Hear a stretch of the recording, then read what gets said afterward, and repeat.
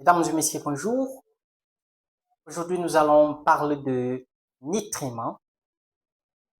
C'est vrai que nous avions parlé de nutriments lorsque nous avons défini les concepts, mais aujourd'hui, nous allons entrer en profondeur de ce que nous avons appelé les nutriments. Nous allons voir qu'est-ce que, en vrai, ce qu'on appelle un nutriment et comment est-ce que nous pouvons euh, utiliser nos connaissances que nous avons acquises sur les nutriments pour aider nos malades, mais aussi pour promouvoir notre propre santé.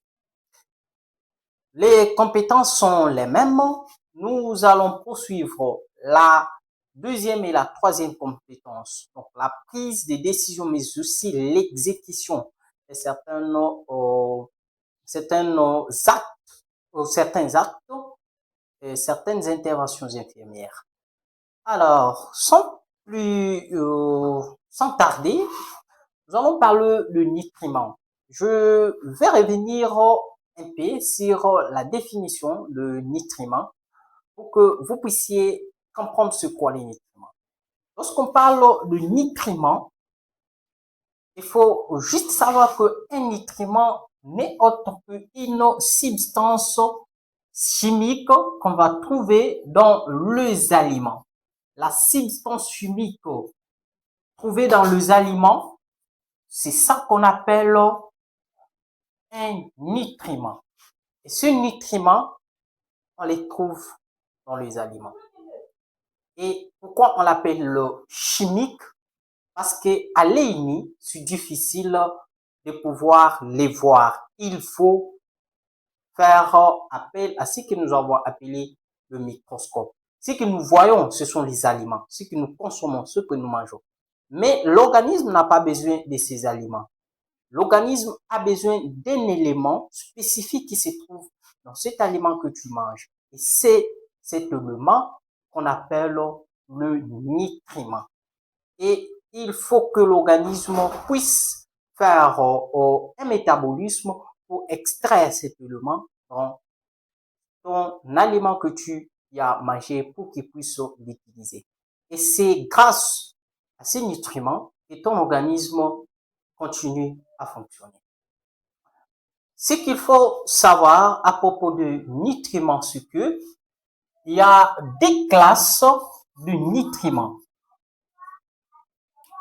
Nous avons en première position ce qu'on appelle le macronutriment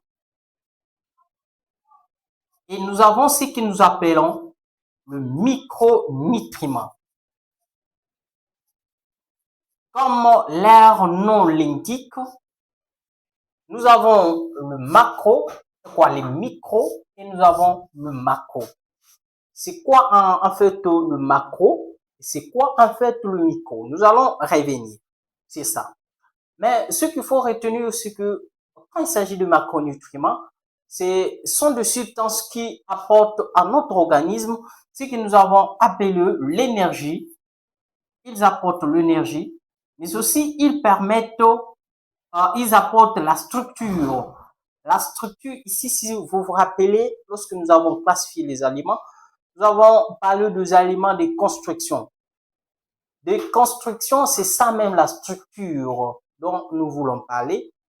En fait, cette structure, on voit principalement les os, on voit principalement aussi le muscle.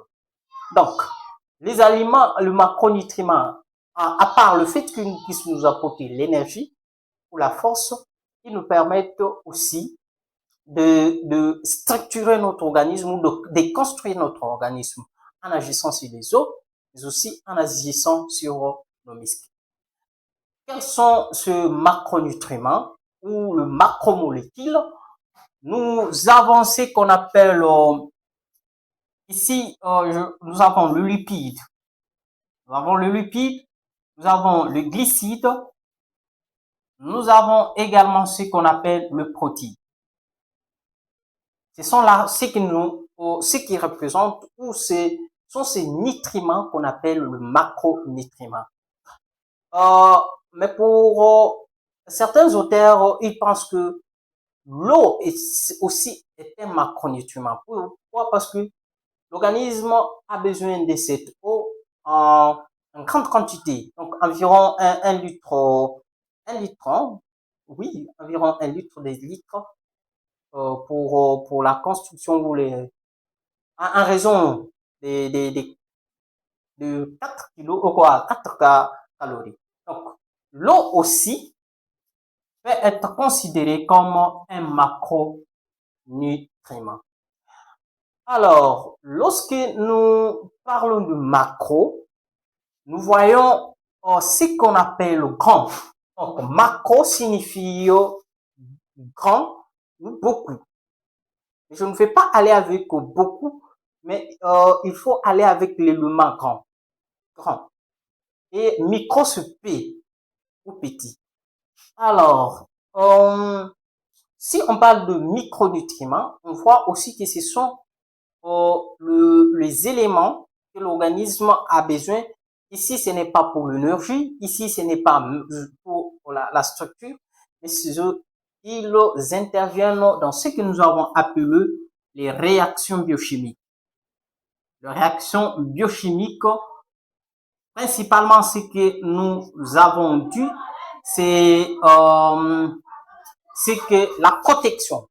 Donc, la protection, ce sont ce que nous appelons les réactions biochimiques. Dans le micronutriment, nous avons ici, ce sont ce que nous avons appelé le macronutriment, mais dans les micronutriments, nous avons uniquement la classe ou le groupe d'aliments que nous avons appelé le groupe d'aliments protecteurs. Et là, qu'est-ce qu'on voit? On voit ce que nous avons appelé le vitamine. On voit également ce que nous appelons le minéraux. On va revenir aussi ces éléments en profondeur. Mais aussi, il faut savoir que lorsqu'on parle de micronutriments, on voit aussi les oligo-éléments. Nous allons revenir sur chaque élément pour qu'on puisse comprendre comment est-ce que ces éléments agissent. Ici, dans la classification des aliments, dans la classification du nutriment, pour certains auteurs, ils ajoutent sur les macro et micro, ils ajoutent ce qu'ils appellent le fibre. Mais dans le fibre, quand on veut aller plus loin, on va retrouver que le glucide ici, dans le glucide et les lipides, c'est là où on va plus retrouver le fibre, mais aussi dans quelques éléments de micronutriments. Bon, il faut juste laisser passer, mais si vous voulez plus approfondir, faites des recherches pour comprendre est-ce que le fibre doit entrer dans les classes des nutriments pour qu'on puisse les classer à part ou comment. Ce que vous devez retenir, c'est qu'il y a des grandes classes de nutriments, le macro ainsi que les micronutriments. Voyons alors quelques caractéristiques de chaque classe. Commençons par le macronutriment. Les caractéristiques du macronutriment, mais aussi on va voir la différence qu'il y a entre le macro et les micros. Et pour ça, je vais faire un tableau pour que vous puissiez comprendre les éléments de différenciation entre les deux classes de nutriments. Nous allons faire ceci. Nous avons ici le micro, commençons avec les micronutriments. Et ensuite, nous avons ce que nous avons appelé ici les macronutriments. Le macronutriment, je vous ai dit que le mot macro signifie grand, tandis que le mot micro signifie petit. Alors, la différence qui est entre les deux, il y a plus que 4 éléments de différenciation entre le micro ainsi que les macronutriments. Alors, dans le micronutriment, le premier élément, c'est que les micronutriments ici, sont les éléments ou le nutriment que l'organisme a besoin en petite quantité, où on les retrouve dans les aliments en petite quantité.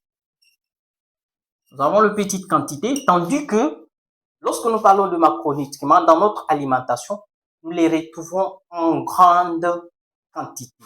Donc, ici, nous avons grande quantité dans les aliments. Je parle dans les aliments. On va trouver plus de macronutriments qui est le micronutriment. Et aussi, ce qu'il faut savoir, c'est que le micronutriment ne fournissent pas l'énergie. Ici, il n'y a pas d'énergie. Ils ne fournissent pas d'énergie. Alors que le micronutriment, eux, à leur tour, ils fournissent le nutriment. Pourquoi l'énergie? Fournissent l'énergie, ou apporte, c'est une source d'énergie. Le macronutriment, c'est une source d'énergie, alors que le micronutriment, c'est pas une source d'énergie. Vous pouvez les consommer, mais vous ne pourrez jamais avoir de l'énergie parce que vous avez consommé les micronutriments. En plus de ça, c'est au niveau de l'absorption. La différence est que les micronutriments sont absorbés. Ici, on les absorbe, sont absorbés tels qu'ils sont. Donc, ils viennent, ils entrent, ils sont directement absorbés, sans qu'ils passent par ce que nous avons appelé les transformations ou la digestion. Ils ne sont pas digérés, ils viennent et l'organisme les absorbe facilement sans qu'ils puissent subir des transformations. Alors que le macronutriment, et pour qu'il puisse aller ou pour qu'il puisse être absorbé par l'organisme, ils doivent d'abord passer par la transformation, ou ce que nous avons appelé la digestion. Donc, transformer pour être absorbé. Transformer avant l'absorption.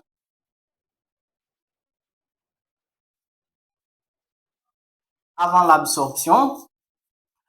Alors, nous avons la transformé avant l'absorption, mais aussi par rapport au rôle. Le dernier élément de différenciation entre les deux, c'est au niveau des rôles. Des deux côtés, chaque élément ou chaque place est nécessaire. Ici, les micronutriments sont essentiels. Ils sont essentiels en quoi? Parce qu'ils vont intervenir dans les réactions biochimiques. Et sans le micronutriment, les réactions biochimiques seront perturbées. Et quand les réactions biochimiques sont perturbées, nous savons déjà quelle est la conséquence. La seule conséquence qui est là, c'est que nous serons en train de développer une maladie et nous serons incapables de se défendre contre les micro-organismes. Mais aussi, les macronutriments aussi sont essentiels. Ils ont leur importance ou ils sont nécessaires. Ils sont nécessaires, pourquoi? Parce que si nous voyons, nous prenons par exemple la structure, leur rôle, ils interviennent dans la structure. Mais si on n'a pas ces éléments, notre structure sera défaillante. Nous aurons des problèmes. Vous ne serez pas beau, vous ne serez pas grand, vous ne serez pas géant, voyez-vous. Vous serez soit de petite taille, soit vous ne grossirez pas. Alors, c'est comme ça que ces éléments aussi sont essentiels. Ça, sont les éléments de différenciation entre le micronutriment ainsi que le macronutriment. Alors, on doit également voir certains éléments qui constituent chaque classe de nutriments. On va voir le lipide, on va voir les glucides, les protéines, les vitamines, ainsi que les minéraux et quelques oligo-éléments pour voir pour comprendre en tout cas les chapitres ou le point des nutriments.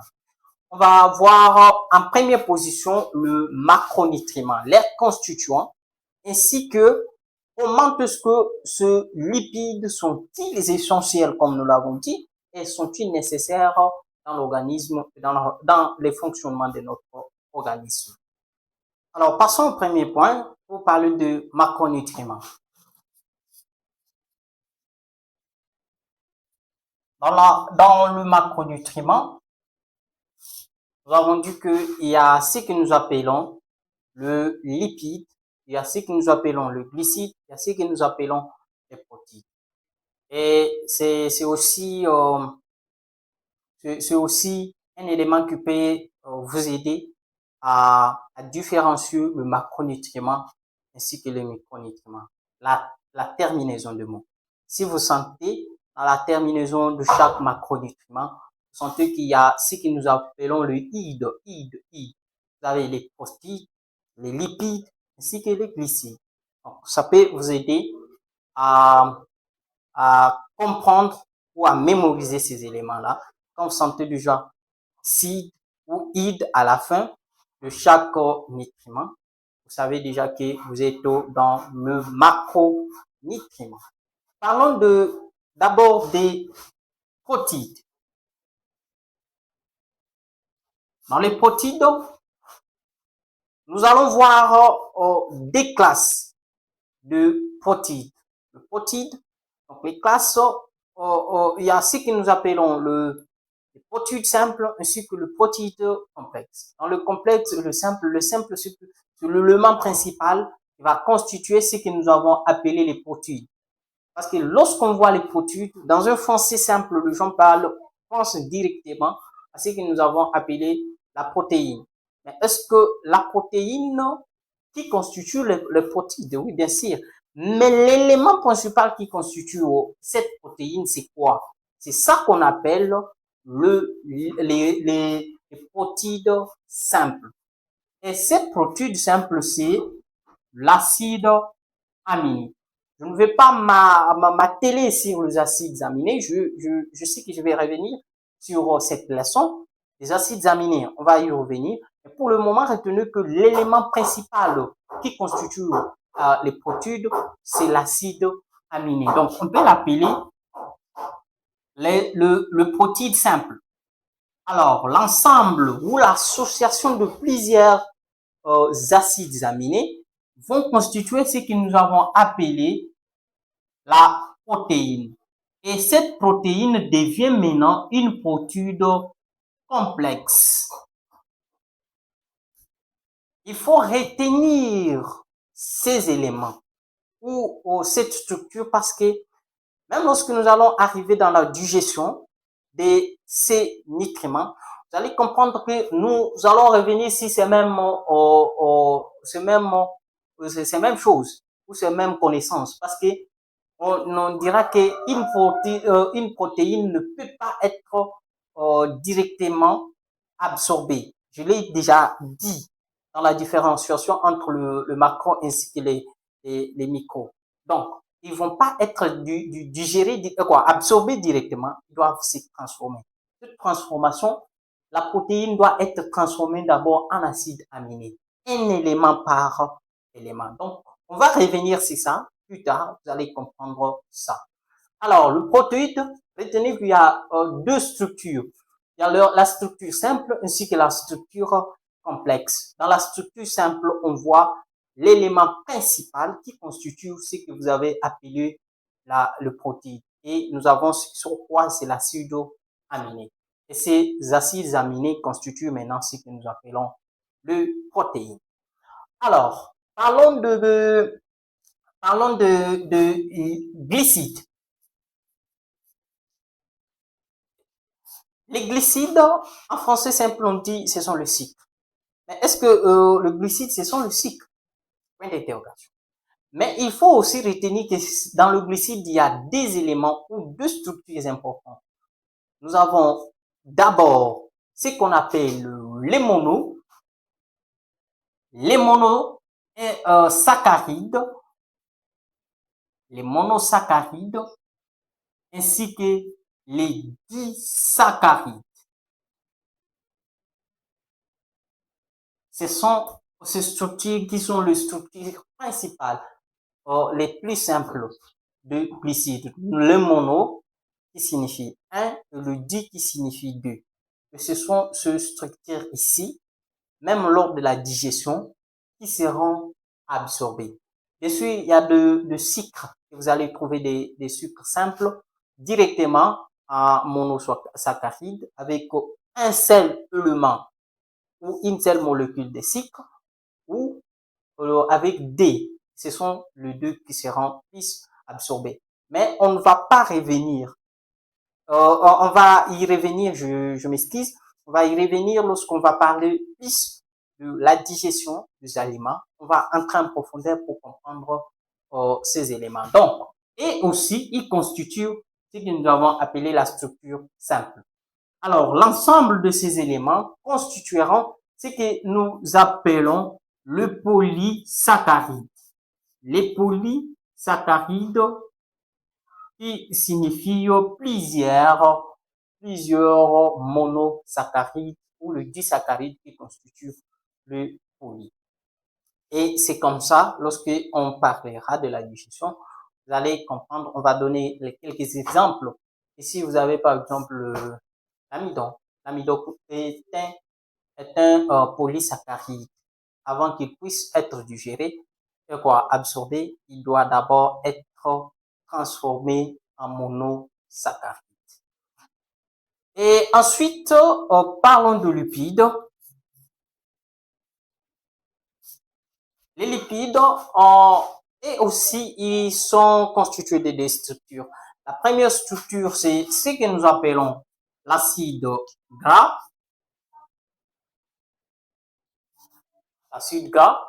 Et cet acide gras, quand il y a plusieurs acides gras, ils deviennent ce que nous appelons le graisse.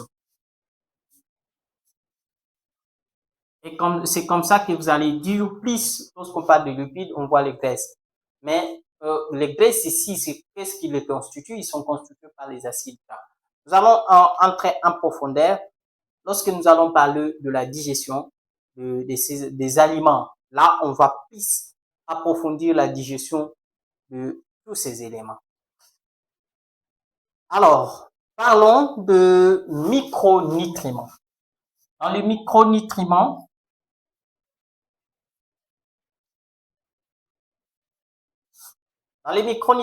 nous avons parlé des vitamines, mais aussi nous avons parlé des minéraux ainsi que des oligo-éléments. Alors, commençons par le vitamine.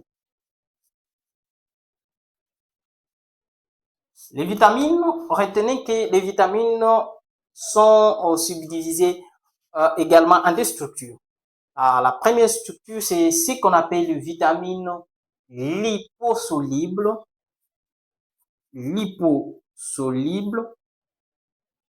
ainsi que les vitamines hydrosolubles. Nous avons les vitamines liposolubles, nous avons les vitamines hydrosolubles. Et lorsqu'on parle de vitamines liposolubles, il y a les lipos qui fait référence aux graisses ou aux lipides.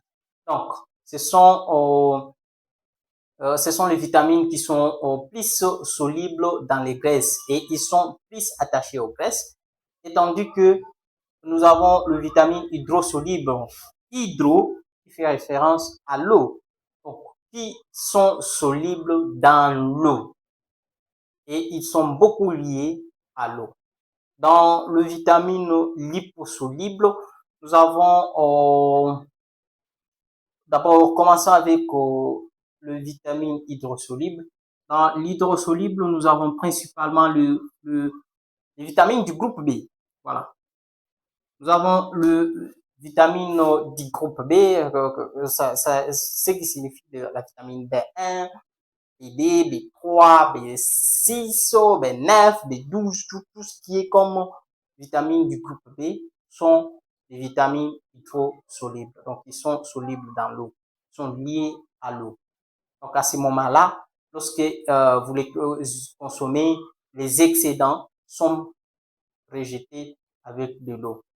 Parce que ici, il résiste beaucoup, il reste plus dans notre organisme parce que c'est difficile de se libérer des graisses. Ces graisses vont aller constituer ce que nous avons appelé la réserve.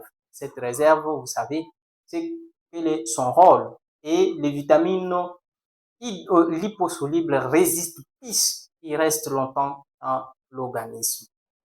Et à part le vitamine du groupe B qui sont hydrosolubles, vous avez comme le vitamine comme la vitamine C, la vitamine U également. Dans liposoluble, vous avez tout ce qui reste comme vitamine, entre autres. Vous avez la vitamine A, vous avez la vitamine 2, vous avez la vitamine E et vous avez la vitamine du groupe K, les vitamines du groupe K. Alors, ce sont ces vitamines qui constituent les vitamines liposolubles.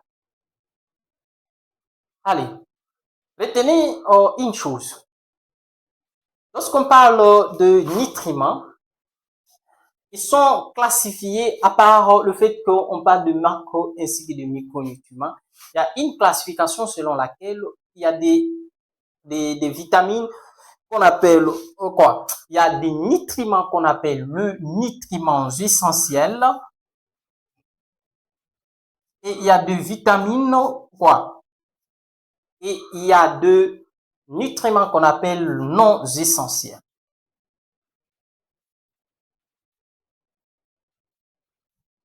Qu'est-ce qu'on appelle essentiels et pourquoi on les appelle les non essentiels? Les non essentiels, ce sont les vitamines que l'organisme ou le corps peut synthétiser lui-même.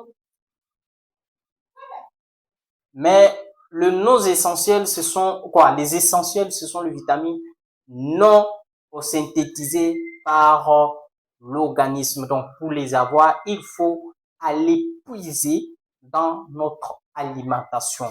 Ici, ils sont non synthétisés. C'est comme ce que nous avons appelé le macronutriment. Les macronutriments ici, le macronutriment entre en grande partie. Tous les macronutriments sont des nutriments essentiels. Et les non essentiels restent le micronutriment. Alors, j'espère que vous avez compris ici que nous avons parlé sur le nutriment. Je vais faire un récapitulatif ou une petite synthèse sur ça. C'est pour dire que lorsqu'on parle des nutriments, c'est toute substance chimique qui se trouve dans les aliments que l'organisme va tirer dans ce que vous mangez. Et lorsqu'on parle de nutriments, on voit deux classes. Entre autres, le macronutriment, on voit aussi les micronutriments. Dans le macronutriment, nous voyons les rôles principaux sur l'énergie, mais aussi la structure. Là, on va trouver le glucide, on va trouver les lipides, on va trouver les protéines. Et dans le micronutriment, nous voyons qu'ils interviennent dans les réactions biochimiques. C'est entre autres le vitamine, le minéraux, ainsi que les oligo-éléments. Je me rappelle que je ne pas parler ici de minéraux. Voilà.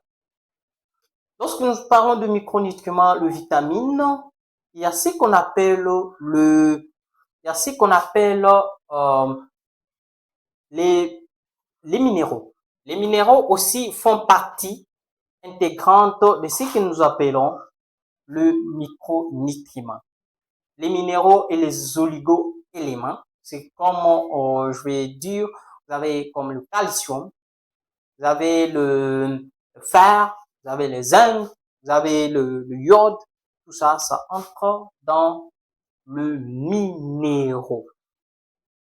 Alors, dans les éléments de différenciation entre le macronutriment et les micronutriments, nous avons compris que ces macronutriments sont sont produits ou on les retrouve en grande quantité dans l'alimentation ou dans les aliments que nous consommons.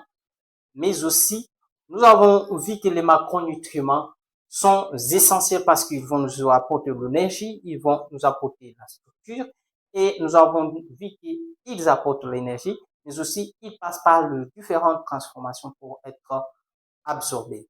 Tandis que le micronutriment n'apporte pas l'énergie et ne subissent pas des transformations avant d'être absorbés.